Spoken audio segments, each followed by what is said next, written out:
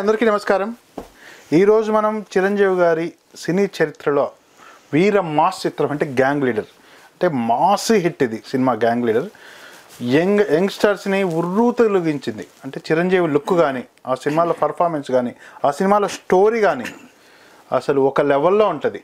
అలాంటి సినిమా ఇప్పటికి కూడా మళ్ళీ చిరంజీవి గారి సినిమాల్లో అన్నీ కుదిరిన సినిమా సెంటిమెంట్ కానీ మళ్ళీ రాలేదని చెప్పచ్చు. అంటే సినిమాలు వచ్చాయి కానీ ఈ టైప్ ఆఫ్ టింట్ రాలేదు. అలాంటి సినిమా గురించి మనం ఇప్పుడు చర్చించుకుందాం. మనతో పాటు పవన్ గారు ఉన్నారు. సార్ నమస్తే. సార్ నమస్తే అండి. సార్ గ్యాంగ్ లీడర్ ఇప్పటికి కూడా ఫ్రెష్గా అనిపిస్తుంది సార్ సినిమా వస్తే. చిరంజీవి గారి లుక్ కూడా. ఆ సినిమా గురించి విశేషాలు ఏంటి సార్? GANG గ్యాంగ్ లీడర్ అది ఇప్పటికీ గుర్తే. అందరి యంగ్ హీరోలకు కూడా ఆ సినిమా ఫేవరెట్ సార్. చాలా మంది చెప్తుంటారు, చాలా మంది స్టేజ్ల మీద మేము చిన్నప్పుడు మిమ్మల్ని చూస్తూ పెరిగాము సార్ అది ఇదని చిరంజీవి గారు చెప్తుంటారు. కానీ మనం మాత్రం ఈ సినిమా అప్పుడు స్కూల్లోనే ఉన్నాము అని అందరూ ఇంకా ఇంట్లో పోరు పెట్టి ఫస్ట్ డేనే టాక్, ఫస్ట్ షోకే సూపర్ బంపర్ హిట్ అని టాక్. జయసుధ గారు ప్రత్యేకంగా అభినందనలు తెలుపుతూ ఒక యాడ్ ఇచ్చారు, నాకు బాగా గుర్తు. ఆర్టిస్ట్ జయసుధ గారు మా గ్యాంగ్ లీడర్కి శుభాకాంక్షలు వెరీ నెక్స్ట్ డే అనుకుంటా. ఇదివరకు ఇట్లాగా ప్రీమియర్ షోలు ప్రీవ్యూలు లేవు కదా. అది అయిపోయిన మరుసటి రోజు రిలీజ్ అయిన మరుసటి 91లో రిలీజ్ అయింది. నాకు బాగా గుర్తు. ఎగ్జామ్స్ అయిపోయినాయి అదే రోజు. మరుసటి రోజు మా ఫాదర్ని మా మదర్ని తీసుకొని సినిమాకి వెళ్ళిపోయాం సుదర్శన్కి. So it was a massive hit. మీరు అన్నట్టుగా ఇందులో మ్యానరిజమ్స్ సూపర్ హిట్. ఆయన వేసుకున్న షర్ట్ పూల షర్ట్ ఉంటుంది, అదొకటి గ్యాంగ్ లీడర్ షర్ట్స్ అనేవాళ్ళు, అది సూపర్ హిట్. అలాగే ఆయన కాలర్ ఇలా వెనకాలకి ఎగరేసేయటం అనేది కూడా అందులో నుండే ఆ మేనరిజం, ఇలా ఇలా అనుకోవడం, కాలర్ వెనకాలకి షర్ట్ వెనకాలకి వేసుకోవడం, ఆ మేనరిజం ఇది. సో దీని వెనక తెర వెనుక విశేషాలు కూడా చాలా మాట్లాడుకోవాలి సార్ మనం. ఈ సినిమా ఫస్ట్ విజయబాబు రెడ్డి గారు స్టార్ట్ చేశారు.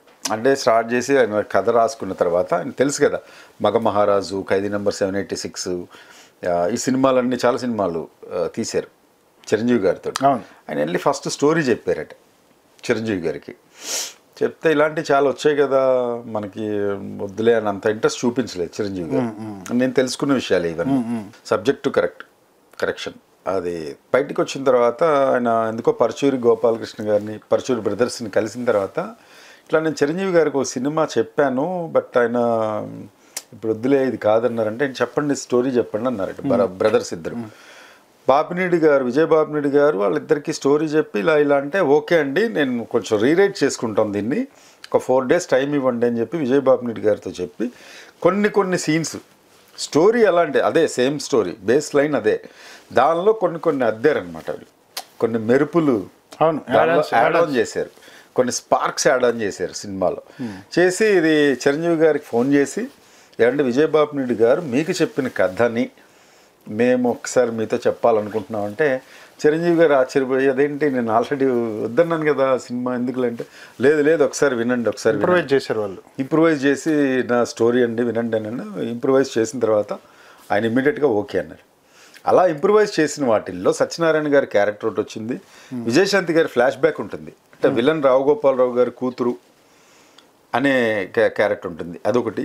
తర్వాత నాకు తెలిసి డెవలప్మెంట్ అయిన ఫర్నిష్ అయిన కథలో వల్లభనేని జనార్దన్ గారి, ఆయన కూడా ఒక తను పోలీస్ ఆఫీసర్ ఉంటాడు కదా, high and top end police officer, అవి ఈ పాత్రలన్నీ జోడించి అంటే కొత్తగా చెప్పిన విధానం అది నచ్చి ఓకే స్టార్ట్. ఫస్ట్ భానుప్రియ గారిని అనుకున్నారు. ఓకే, తెర వెనుక విశేషాలే, తెర ముందు విశేషాలు మీకు కొత్తగా తెలియదు ఏం లేదు. గ్యాంగ్ లీడర్ గురించి మీకు తెలియజెప్పడం మా ఉద్దేశం కాదు, because everybody has watched it many number of times, you must have watched it కదా. ఫస్ట్ భానుప్రియ గారిని అనుకున్నారు. భానుప్రియ గారిని అనుకున్న తర్వాత మరి ఏ కారణాల వల్ల ఏంటో విజయశాంతి గారు on board, heroine hit combination ఉంటే బాగుంటుందని. అయితే ఇక్కడ నాకు తెలిసినంత వరకు కొంతమంది ప్రముఖులు ఈ సినిమా గురించి మాట్లాడేటప్పుడు మనకు ఒక ఇంటర్వెల్ బ్యాంగ్ ఉంటుంది, దానిలో వార్నింగ్ ఇచ్చి వెళ్ళిపోతాడు పోలీస్ ఆఫీసర్ వల్లభనేని జనార్దన్. ఆ ఆర్టిస్టు స్వయాన విజయబాపినీడి గారికి అల్లుడు. చిరంజీవి గారి దగ్గర ఉన్న వాళ్ళు ఎవరో ఇదేంటి ఆయన బ్యాంగ్ ఇచ్చినట్టుగా ఉంది, ఇంటర్వెల్ బ్యాంగ్ అలా కాదు కదా అని అంటే ఈయన కూడా మళ్ళీ రీథింక్ చేసి అవును కదా పవర్ఫుల్ ఇంటర్వెల్ బ్యాంగ్ ఉంటేనే ఫ్యాన్స్కి నచ్చుతుందన్న ఉద్దేశంలో మళ్ళీ చర్చించుకొని ఆయన ఇలా పెట్టి ఇలా కొడితే గోడ బ్లాస్ట్ అయిపోయింది, గోడ బద్దలైపోతుంది. అక్కడ ఇంటర్వెల్ బ్యాంగ్ ఇచ్చారు. అంటే హీరో క్యారెక్టరు ఏదో చేయబోతుంది, అంత పొటెన్షియాలిటీ ఉన్న క్యారెక్టరు. సో ఇలా స్టార్ట్ అయిందండి మొత్తం. అంటే అందరినీ విజయశాంతి గారు రావటం ఆన్ బోర్డు, తర్వాత రావు గోపాలరావు గారికి ప్రత్యేకంగా కొన్ని డైలాగ్స్ మేనరిజం చేయటం. అంటే ఉపమానాలు అంటారు కదా, కన్నాంబకి తక్కువ కాంచనమాలకి ఎక్కువ, కన్నాంబకి తక్కువ, ఇంతకీ నీ కెపాసిటీ యాస్ట్రేకి ఎక్కువ డస్ట్బిన్కి తక్కువ. వీటికి రావు గోపాలరావు గారు లాస్ట్కి కౌంటర్ కూడా ఇస్తారు చిరంజీవి గారు రావు గోపాలరావు గారికి. సో ఇలా చాలా విశేషాలు ఉన్నాయి. అదే కాకుండా సార్ ఇందులో నిర్మలమ్మ గారితో తాత క్యారెక్టర్ ఫ్లాష్ బ్యాక్లో క్యారెక్టర్ ఉంటుంది, అసలు హిలేరియస్ ఫన్ ఉంటుంది. ఆయన నడిచి ప్లస్ విజయశాంతి గారు చిరంజీవి గారికి వచ్చి కామెడీ సీన్లు కన్యాకుమారి టిల్ ద ఎండింగ్ వరకు చాలా షార్ప్ గా ఉంటుంది సార్ వాళ్ళు ఇద్దరు యాక్టింగ్. విజయశాంతి గారికి వచ్చే సీన్ల ఇల్లు ఖాళీ చేయించే సన్నివేశాలు ఇద్దరిది అది ఎక్సలెంట్ గా పండింది. ఎక్సలెంట్ అండి. ముఖ్యంగా దీనిలో ఫస్ట్ ఓపెనింగ్ సీన్లోనే ఒక గన్ పట్టుకుని స్టెన్ గన్ పట్టుకొని ఆయన వస్తూ ఉంటాడు. డ్రీమ్ సాంగ్ అదే ఆయన డ్రీమ్ లోపల అంటే ఆ అవినీతిని ఆయన కాల్ చేస్తాడనమాట. ఆ మొత్తం అవినీతిమయంగా ఉండి ఉద్యోగాలు సరైన వాళ్ళకి దొరకట్లేదు, అర్హత ఉన్న వాళ్ళకి దొరకట్లేదు అనే ఆవేదన ఆయనకి కళ రూపంలో వస్తుంది. ఆయన పాపం లేచి టకటక అందరినీ కాల్ చేసి మళ్ళీ పడుకుంటే నిర్మలమ్మ గారు వస్తారు. అప్పుడు ఆ సీన్ చూసి అనుకునేది నిజంగానే సూపర్ హిట్ సినిమా. అంటే ఫస్ట్లోనే మనకు ఒక ఫ్రెష్ లుక్ ఇచ్చేస్తాడు. ఆ ఫ్రెష్ లుక్తో ఉంటుంది. పైగా ఈ సినిమాకి ప్రత్యేకంగా కాస్ట్యూమర్ని పిలిచి నేను ఒక మిడిల్ క్లాస్ పర్సన్ని అలాగే డిజైన్ చేయని చెప్పి తన కాస్ట్యూమర్కి చెప్పి అలా డిజైన్ చేయించుకున్నారట. అవును, అలాగే అలాగే ఉంటుంది. మిడిల్ క్లాస్ ఆ పూల చొక్కా డిజైన్స్ అవి కూడా ప్రత్యేకంగా చేయించుకున్నారు. అద్భుతంగా ఉంటుంది. కొంచెం ఫేడెడ్ జీన్స్, ఆయన ఎక్కువ జీన్స్లోనే కనబడతారు. ఆ పాట పాపా రీటా సాంగ్ జయలలిత తోటి, ఆ సాంగ్ కూడా సూపర్ డూపర్ హిట్. సాంగ్స్ గురించి వచ్చింది కాబట్టి ఒక విషయం చెప్పాలండి ఇక్కడ. ఇది కూడా తెర వెనుక విషయమే. యాక్చువల్గా అంతకుముందు బప్పిలహరితోటి స్టేట్ రౌడీ ఇచ్చారు బప్పిలహరి గారు చిరంజీవి సినిమాకి. ఆ ఇదితో అరే బాగుంది, చాలా ఫ్రెష్గా ఉన్నాయి సాంగ్స్, ఈ సినిమా కూడా ఆయనే ఉంటే బాగుంటుందని మళ్ళీ ఆయన పిలిపించడం. ఆయన 1 డేలో ట్యూన్స్ అన్ని ఇచ్చేసారు. మంచి డెసిషన్ సార్ పప్పిల్హారిని తీసుకోవడం. ఆ సినిమాకు 1 డేలో ట్యూన్స్ ఇచ్చేసారట ఆయన కంప్లీట్గా. అది వండర్ అనిపిస్తుంది నాకు. చదివాను నేను, ఇప్పుడే చూసాను నేను. 1 డేలో ట్యూన్స్ మొత్తం 6 ట్యూన్స్. ఇదొక విచిత్రమైన విషయం. అయితే భువనచంద్ర గారు చెన్నై నుండి హైదరాబాద్ వచ్చేలోపు 5 పాటలు రాశారంట. ఆ సినిమాకి అన్ని కుదిరిపోయాయి, అన్ని అలా కుదిరాయి. అంటే చక్కగా అనమాట. ఒక్కటే పాట వేటూరు గారు రాశారు. ఫస్ట్ ఆయన స్టోరీ చెప్పి ఒప్పుకో దగ్గర నుంచి పరచూరు బ్రదర్స్ వచ్చి ఒప్పించడం, మ్యాజిక్ మిరాకిల్. ఈ సినిమా రావాలని ఉంది అంతే. అలాగే ఫస్ట్ డేనే సూపర్ హిట్ టాక్ తెచ్చుకోవడం. ఎన్నో కేంద్రాల్లో శతదినోత్సవం కూడా ఆయన హెలికాప్టర్లో 4 విజయవాడ, ఏలూరు, తిరుపతి, హైదరాబాద్ ఈ 4 ప్లేసెస్లో టకటక సుడిగాలి పర్యటనలాగా 4 ప్లేసెస్లో ఆయన బర్త్డే రోజు శతదినోత్సవ వేడుక, పెద్ద పెద్ద కేక్స్, ఆయన కేక్ కట్ చేయడం, ఇంకో చోటుకి వెళ్ళటం, అక్కడ చేయటం, అలా శతదినోత్సవ వేడుక కూడా అసలు అంగరంగ వైభవంగా జరిగింది. అవునా, పాత వీడియోస్ కనపడుతుంటాయి మనకు. ఫుల్ జనాలు గ్రౌండ్ ఫ్యాన్స్తో నిండిపోయి అసలు ఆ రోజులే సార్ సినిమా. బాయ్ నెక్స్ట్ డోర్ లా ఉంటాడు సార్ ఆయన లుక్ కానీ, ఆయన మాసిపోయిన గడ్డం.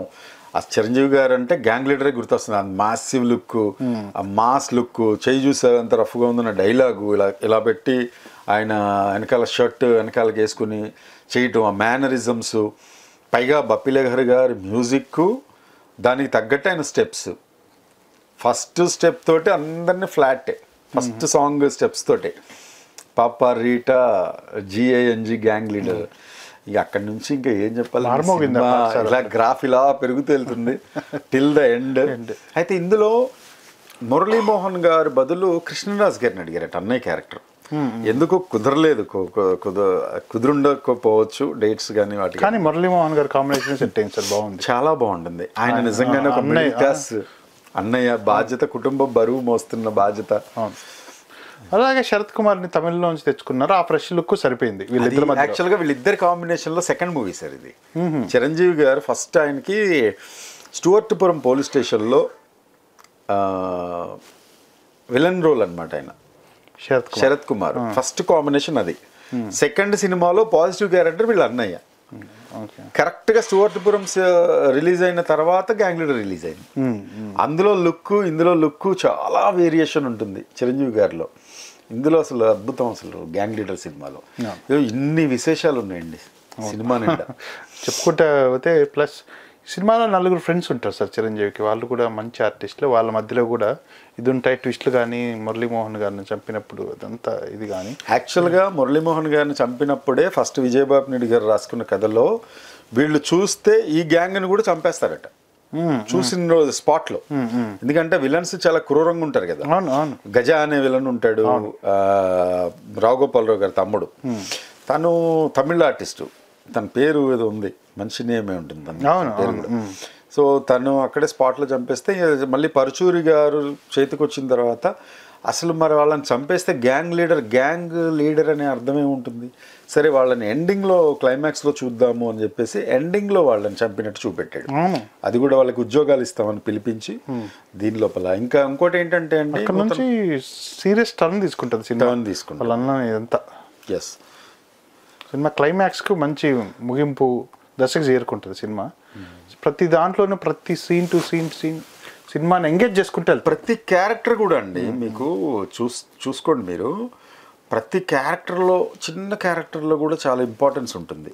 మీరు మినిస్టర్ ఒక అతను ఉంటాడు, గాలి సుబ్బారావు, నూతన్ ప్రసాద్ గారు చేశారు. ఆయన కాళ్ళు లేవనే సంగతి అసలు అప్పుడు తెలియదు అసలు జనాలకి. చక్కగా కూర్చోబెట్టి సిట్టింగ్లోనే ఆయనకి నిజమైన పాత్ర రోల్, ఆయన మామూలు మనిషి అన్నట్టుగా డైరెక్టర్ చూపిస్తాడు. గాలి సుబ్బారావు పాత్ర అలాగే ఉంటుంది. అలాగే వాళ్ళ పిఏ పాత్ర ఉంటుంది. ఆ పిఏని గోతులో కప్పెట్టి కారు తీసుకొచ్చి స్క్రీన్ ప్లే అద్భుతంగా ఉంటుంది. అతన్ని బెదిరిస్తే అప్పుడు ఆ డాక్యుమెంట్స్ కానీ అవి కానీ ఎక్కడున్నా చెప్తాడు. అప్పుడు ఈయన తీసుకెళ్ళి, మీరు ఇందాక మనం ఒక ఇది ఉంటుంది స్పార్క్స్ వస్తాయని చెప్పాను కదా, అది కోస్తాడనమాట లాకర్. ఆ లాకర్ కోసేది ఇట్లా గాగుల్స్ పెట్టుకుని అది పోస్టర్ కింద అద్భుతంగా ఉంటుంది. ఇంకొక విషయం సార్, పోస్టర్ కింద ఈ సినిమా ఫస్ట్ రిలీజ్ కన్నా ముందే ఒక 4-5 పోస్టర్లు రిలీజ్ చేశారు. రిలీజ్ చేసి మనకి ఏదైతే టైటిల్లో పడుతుందో అది ఓకే చేశారు ఫైనల్గా. ఓకే, బాపినీడు గారు, విజయబాపినీడు గారు కూడా ఆయన క్రియేటివిటీ చాలా ఉంటుందండి. డైరెక్షన్గా కానీ ఆయనకి ఎక్కువగా ఈ పోస్టర్ డిజైనింగ్స్ మీద కూడా చాలా అమితమైన. అందుకే గ్యాంగ్ లీడర్ పోస్టర్ కూడా అద్భుతంగా ఉంటుంది. గ్యాంగ్ టైటిల్స్ కూడా టైటిల్ బాగుంటుంది. అంటే అక్షరం దగ్గర నుండి మొదలు పెడితే, టైటిల్స్ దగ్గర నుండి, అక్షరం దగ్గర నుండి, పాటలు, మాటలు, కథ, స్క్రీన్ ప్లే, ఆంగికం, వాచకం, డైరెక్షన్, హీరో, సాంగ్స్, హీరోయిన్, ఇవన్నీ 24 క్రాఫ్ట్స్ని మించి చేసిన సినిమా గ్యాంగ్ లీడర్. అవును సార్, సినిమా గ్యాంగ్ లీడర్ అప్పటి నుంచి సినిమా ఆయన నిజంగా సినిమాలకు కూడా గ్యాంగ్ లీడర్ అయ్యాడు. సినిమాలకి గ్యాంగ్ లీడర్ అయ్యాడు, నెంబర్ 1 కూడా అయ్యాడు, బిగ్ బాస్ మెగాస్టార్ అయ్యాడు, బిగ్ బాస్ అయ్యాడు, అన్నయ్య అయ్యాడు, ఇప్పటికీ గ్యాంగ్ లీడర్ అన్నయ్య. అది సార్ చిరంజీవి గారు ఒక్కొక్క మెట్టు ఎక్కుతూ అసలు టేక్ ఆఫ్ తొందరగా తీసుకున్నాడు. మీరు అన్నట్లు ఇందాక బొగ్గు గనుల్లో కార్మికుడు చేసినట్లు పనిచేస్తాడు ఆయన అలాగే చేశాడు సార్. చేశాడు కాబట్టే 150 సినిమాలు చేశారు సార్. ఆ స్థాయిలో నిలబడ్డాడు. ఒకళ్ళని కించపరచడం అనేది ఉద్దేశం కాదు. చిరంజీవి గారిలో ఇప్పుడు వచ్చే జనరేషన్లో పాత హీరోలు అందరూ గ్రేటే. ఎందుకనంటే వాళ్ళకి ఆ కష్టం అనేది తెలుసు. ఇప్పుడు ఏంటంటే ఇప్పుడు క్యారవాన్స్ ఉన్నాయి. ఇప్పుడు ఒక మహా తీస్తే ఒక షార్ట్ 2 షార్ట్స్ తీస్తారేమో. మహా తీస్తే పూరి జగన్నాథ్ లాంటి వాళ్ళు ఒక సీన్ చేస్తారేమో. అలాంటిది ఆ టైంలో 13 సినిమాలు ఒక సంవత్సరం రిలీజ్ అయిన రోజులు ఉన్నాయి. 1983లో చిరంజీవి గారివి, 87లో ఉన్నాయి. అందుకని చెప్తున్నా, ఆయన అంత బొగ్గు గనుల్లో చేసే కార్మికుల్లాగా అంత కష్టపడతారు, అంత శ్రమిస్తారు. ఒక కార్మిక సోదరులు ఎంతగా శ్రమిస్తారో ఆయన అంతగా శ్రమించాడని ఆయన చెప్పుకోకర్లా. ఎవ్వరు అసలు మన పసిగడితే తెలిసిపోతుంది మనకి. అరే ఆయన ఎప్పుడు ఆయన హిస్టరీ చూస్తే అర్థమైపోతుంది సార్. 13 సినిమాలు చేశారు అని అంటే ఆల్మోస్ట్ ఇయర్ మొత్తం లొకేషన్స్ లోనే ఉంటుంది. సినిమాలో మొత్తం సినిమాకి న్యాయం చేసి ఉంటాడు. డాన్సులు కానీ, ఫైట్లు కానీ, లాజిక్ గా పర్ఫార్మెన్స్ కానీ ఆ సినిమాలో న్యాయం చేసి ఉంటాడు. అంత పెద్ద క్యారెక్టర్ త్రూ అవుట్ సినిమా అంతా ఉన్న హీరో 150 సినిమాలు చేయగలిగాడు అంటే ఎంత ఒళ్ళు హూనం చేసుకోవాలి, ఎంత పని చేశారు. చేసింటేనే ఇంత మెగాస్టార్ అయ్యారు సార్. ఊరికే కాదు సార్ మెగాస్టార్. సార్ ఇంకో సినిమాతో మనం మాట్లాడుకుందాం సార్. తప్పకుండా. నమస్తే సార్.